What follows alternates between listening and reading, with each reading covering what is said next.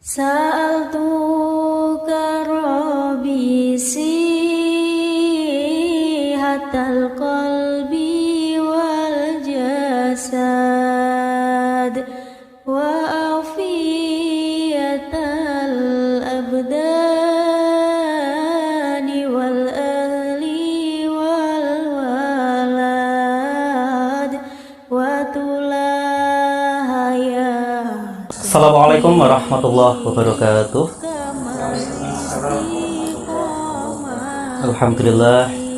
Alhamdulillahirabbil alamin. Wa bihi nasta'inu ala umuri dunya waddin. Wassalatu wassalamu ala asrofil anbiya'i wal mursalin sayyidina wa maulana Muhammadin wa ala alihi wa sahbihi ajma'in. Rabbi shrah li sadri wa yassir li amri wahlul 'uqdatam min lisani yafqahu qawli waj'al li waziran min ahli subhanaka la ilma lana illa ma 'allamtana innaka antal alimul hakim. Amma ba'du. Yang kami hormati Bapak KHG Arif Jatmiko LC, pengasuh Pondok Pesantren Utsmaniyah Maranggen. Yang saya cintai teman-teman semua, kelompok KKN RDR 84 Win Oli Songo, dan juga para pemirsa yang kami muliakan. Pada kesempatan kali ini, selamat datang. Kami mengucapkan marhaban kepada seluruh penonton di acara kami, di konten KKN kami yang berhubungan dengan dakwah Islami dan moderasi beragama. Dan alhamdulillahnya kita juga beruntung karena kita direstui oleh salah satu tokoh agama di Kecamatan Maranggen, yakni Bapak Kiai Haji Arif Jatmiko LC selaku pengasuh Pondok Pesantren Utsmaniyah di Maranggen. Oleh sebab itu, di video ini kita akan diskusi nyuwun sewu santai ya Pak, santai dengan beberapa pertanyaan yang telah dibuat oleh tim kami. Namun di episode kedua nanti, bukan episode kedua, di teks syuting yang kedua nanti, yakni di episode yang terakhir, kami akan persilakan kepada para pemirsa sekalian untuk bertanya kepada beliau perihal akhlak, krisis keagamaan atau krisis keyakinan, dan juga moderasi beragama. Silahkan nanti kalian isikan pertanyaan kalian di link komentar yang telah disediakan, baik nanti ditampilkan di IGTV maupun di channel YouTube kami. Silahkan bertanya dan jangan sungkan, karena bertanya itu gratis. Dan insya Allah untuk pertanyaan terbaik akan mendapatkan bingkisan spesial dari kami. Oke. Untuk selanjutnya saya serahkan waktunya kepada Bapak Kiai untuk sedikit memberikan doa dan juga mukhatimah agar acara ini menjadi lancar dan insya Allah barokah. Assalamualaikum warahmatullahi wabarakatuh. Waalaikumsalam. Alhamdulillahirabbil alamin. Alhamdulillahilladzi an'amana bi ni'matit diniyatil islamiyah wa manaha 'alaina tariqata ahli sunnati wal jamaah bi qiyadatil ulama innahiyah. Allahumma salli wa sallim wa barik wa tahannan ala sayyidina Muhammad ibn Abdillah wa ala alihi wa ashabihi wa mawala. Amma ba'du. Rekan-rekan kita genap tim KKN LDR yang suruh kula radi celateng R nggih, radi celateng R. Nah, yang senantiasa dimuliakan oleh Allah dan saya muliakan. Pada moderator Mas Wahid yang saya hormati, dan kepada seluruh pemirsa dimanapun yang saya muliakan semua. Alhamdulillah malam ini Allah memberikan takdir terbaik bagi kita bisa bermujalasah, kita bisa bermuhasabah, syukur-syukur nanti kita bisa bermujahadah, berpikir bersama, mencari sebuah kenikmatan itu. Karena memang fondasi awal Allah sudah berfirman dengan jelas, wa itta adzana rabbukum la in syakartum la azidannakum wa la in kafartum inna adzabi lasyadid. Kita mulai dari mencari kebahagiaan, karena kebahagiaan itu sejatinya sesuatu yang dicari oleh manusia. Akeh niku boten tujuan. Ning dunia itu sing janjane dadi tujuan. Nah, dunia itu bahagia. Mergo akeh sepiro. Itu kadang bisa musah. Uang 1 juta itu lebih banyak dari 100 ribu. Tapi belum tentu 1 juta itu bisa mewujudkan kebahagiaan. Jika orang yang megang uang 1 juta itu berpikir beli motor, pasti hatinya susah karena masih mikir kurangan yang sangat banyak. Sedangkan yang 100 ribu itu sama sekali nggak punya pikiran untuk beli motor, apalagi mobil. Yang ada di benak dan pikirannya hanya untuk membeli membeli nasi 1 bungkus. Uang 100 ribu masih bisa bayar. Sehingga ketika dia jalan, ada tangan yang menengadah, hatinya bahagia karena masih sisa banyak, mudah. Itu yang sejatinya kita kebahagiaan. Karena kebahagiaan ini modal utama untuk merealisasikan rasa syukur kita kepada Allah.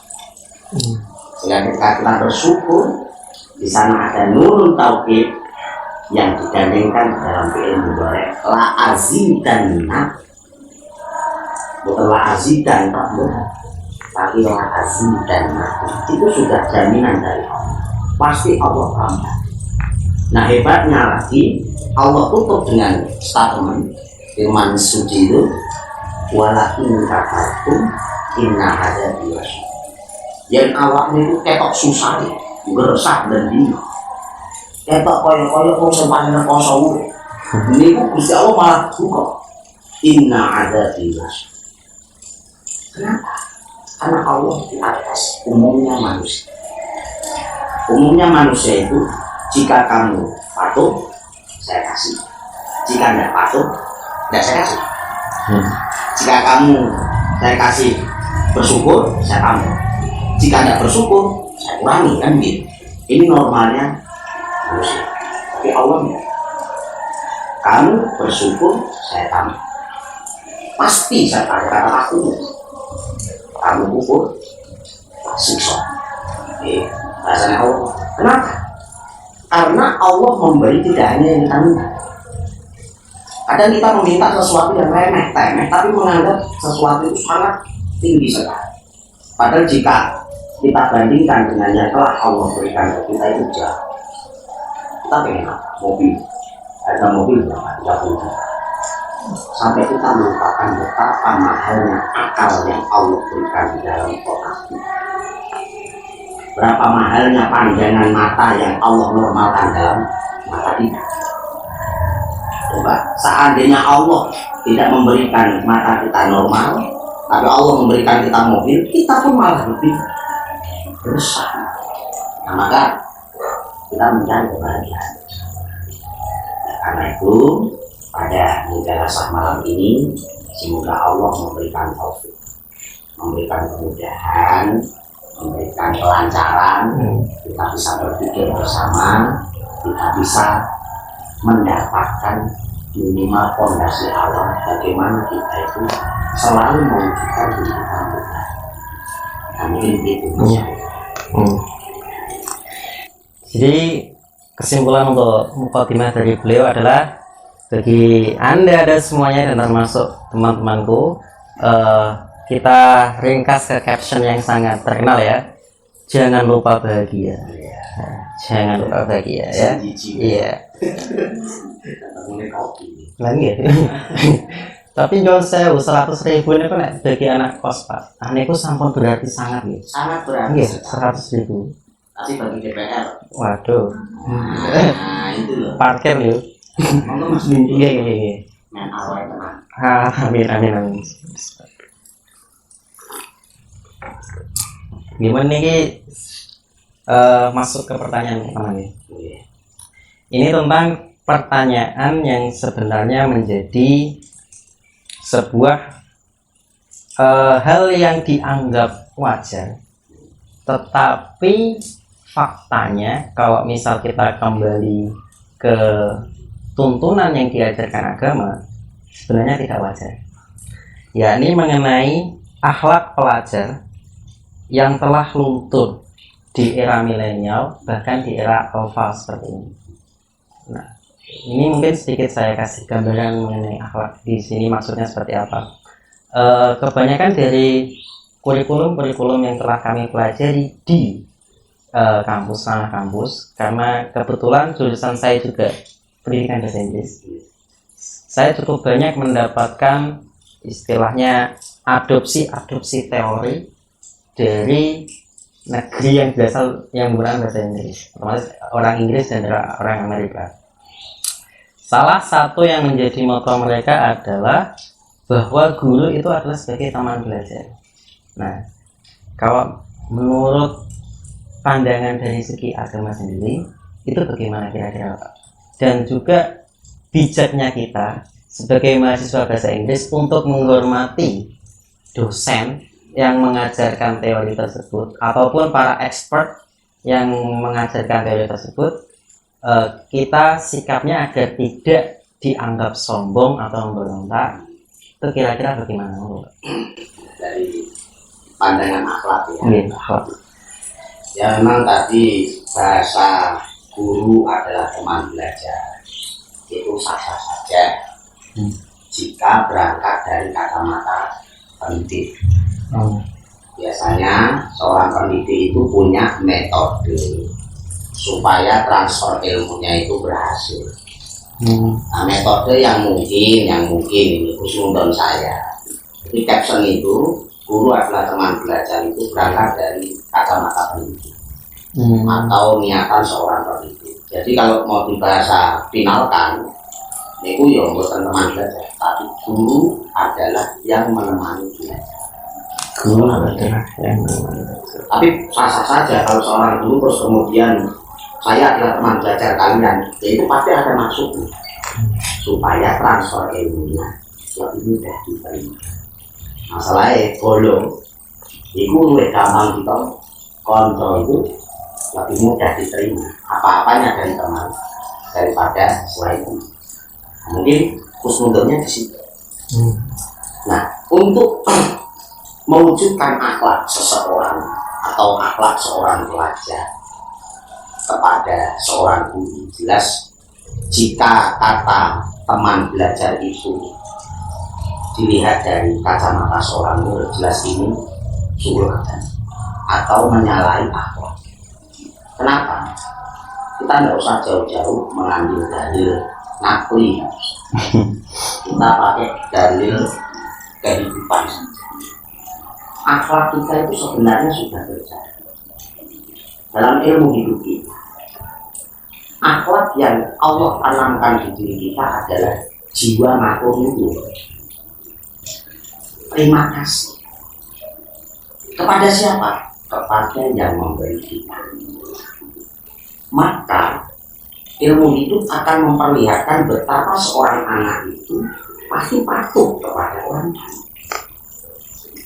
Seorang anak itu pasti taat kepada orang tua. Seorang anak itu pasti memposisikan orang tuanya sebagai sosok yang hidup. Karena apa? Karena ada jiwa maturnuwun. Orang tua lah yang berjasa, yang memberi, yang ngopeni, sehingga akhlaknya terwujudnya sendiri. Karena saya diberi, maka saya harus mengalah. Hal ini sejalan dengan apa yang disampaikan oleh Sayyidina Ali terkait dengan pendidikan, ana abduna alaman walau harfan wahid. Itu kan Dewi Sayyidina Ali kan persis seperti gambaran seorang anak kepada orang tua. Saya siap menjadi anaknya orang yang melahirkan saya, yang memberi makan saya, kan begitu kan. Jadi saya siap menjadi anaknya abad, bahkan lebih rendah dari seorang anak. Gitu mas, abad budak kepada siapa yang menjadi guru saya, sekalipun satu guru. Nah, ini berarti akhlaknya terlalu besar-besar. Enggak. Kalau kita itu menjadi abadnya orang tua, itu wajar, karena orang tua memberi makanan perut kita.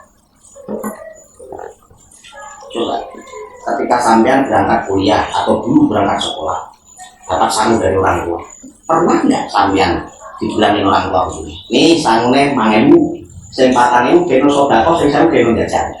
Pernah nggak? Nggak pernah kan? Pasti 5.000 itu untuk apa? Jajan. Jajan itu tujuannya apa? Ya. Nah, ketika orang tua yang memberi makanan perut saja begitu hormatnya seorang anak kepada orang, begitu patuhnya, begitu mengabdinya seorang anak, apalagi kepada sosok yang memberi makanan hati. Nah, guru itu adalah sosok-sosok yang memberi nutrisi batinnya kepada seorang guru. Walau harfan wahidan, di situ disebut harfan wahidan karena ilmu utama adalah Al-Quran. Dan Al-Quran itu terdiri dari beberapa ayat, dan ayat itu terdiri dari beberapa huruf. Nah, itu makanan batin. Yang perut saja dihormati kayak gitu, apalagi yang batin. Maka Sayyidina Ali sangat pas sekali menggambarkan anak abduman alamani walau harfan wahid. Di era saat ini, teks ini seakan luntur. Banyak sekali anak-anak berangkat menuntut ilmu tidak berawal dari fondasi yang pas. Kalah sama orang yang mau beli di pasar. Begini, logikanya begini mas. Ketika kita lapar, kita butuh makan, kita tidak mencari nasi, tapi kita mencari warung nasi. Terus yang kita butuhkan siapa? Penjual nasi. Jadi harapan kita itu ketika kita lapar ada yang jualan nasi. Itu yang benar begitu, bukan ada nasi. Nah, ketika seseorang itu lapar batinnya, harus akan ilmu, itu akhlak yang pas itu bagaimana dia harus mencari guru yang siap memberi ilmu, bukan mencari ilmu. Nah, saat ini banyak kan, mondok kemana? Kesana, karena program tahfidz lah, karena program kita kuliah, sampai lupa siapa itu gurunya. Beda dengan santri-santri zaman dulu. Santri zaman dulu itu kalau ditanya mau mondok di mana, itu pasti menjawab mau mondok di titik dan menyebutkan pengasuhnya. Mau mondok di Futuhiyah tenggine Mbah Yai Muslim, mau mondok ten Tegalrejo tenggine Mbah Yai Kuyo. Jadi para pengasuh atau para calon-calon guru itu bisa jodoh. Bahasa simpelnya, akhlak yang benar adalah seorang pelajar harus mencari. Sehingga ketika mendapatkan guru, paketan ilmu itu otomatis. Tapi jika dia mencari ilmu, itu termasuk orang yang paling susah. Nggak usah nunggu neraka, hidupnya sudah kayak gimana. Nggak usah nunggu neraka di akhir. Kenapa susah-susah dia nyari ilmu sampai ke pondok? Gubikan, direwangi mangan kerupuk, mangan sambal terong, sampai ada hadis maudhu al-badinjan mudawa unikul lidah. Terong itu obat dari segala macam penyakit. Itu dari lisan. Makanya pembentino mangane terong. Kenapa dia susah-susah berangkat ke pondok, berangkat ke madrasah? Di rumah saja bisa dapat ilmu. ambil HP, buka Google, buka YouTube, ilmu semua. Gak usah berangkat ke pondok nyusahin terasa awak, biayanya tambah besar, ya kan? Jadi berangkat dari fondasi awal, akhlak kita itu jangan kalah dengan orang yang mau binasa, orang yang membutuhkan itu. Sehingga ketika orang itu mencari guru, otomatis paketan dunia itu pasti akan beda. Nah, cuma kayak gitu nggak bisa langsung saat-saatnya masuk. Kayak santri-santri tenering itu bertahap. Yakin kita ini mayoritas mereka itu pasti mencari ijazah. Nah ini lebih hina lagi daripada ilmu, bukan ijazah. Jadi sepiro dengan itu belajar di pondok, angger kok wis lulus itu ijazah, ngerasa wis bar. Nah, mencari ijazah. Ini makom paling bawah. Nah, makom di atasnya lagi mencari ilmu. Ijazah kena banjir, rusak, kebakar, habis. Tapi kalau ilmu enggak. Mencari ilmu harus ditingkatkan satu tingkat lagi, mencari. Jadi di sini prosesnya dari bawah dulu.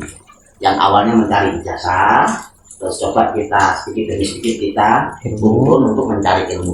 Jangan langsung mencari guru, nanti beda. Apa bulan mencari ilmu. Terus nanti kalau sudah ngeresep mencari ilmu, akhirnya dari Sayyidina Al-Imam Asy-Syafi'i fasobbar ala murril jafamil muallimin fa inna rusubal ilmi fi nafarati. Bersabarlah kamu jika kamu merasa gersang di hadapan gurumu, artinya gurumu tidak mengenal siapa kamu. Bersabarlah, karena tuh mancepeng ilmu niku mboten mergo apalanmu. Wong apal iso lali, pemene kena penyakit pikun. Bisa lupa. Fa inna rusubal ilmi, tumancetnya ilmu ke dalam hati fi nafarati. Kuncinya adalah menemani guru. Bukan berarti dia dikenal oleh guru, asal dia mau menemani guru saja, itu sudah termasuk kunci rusubul ilmi. Tumancet itu.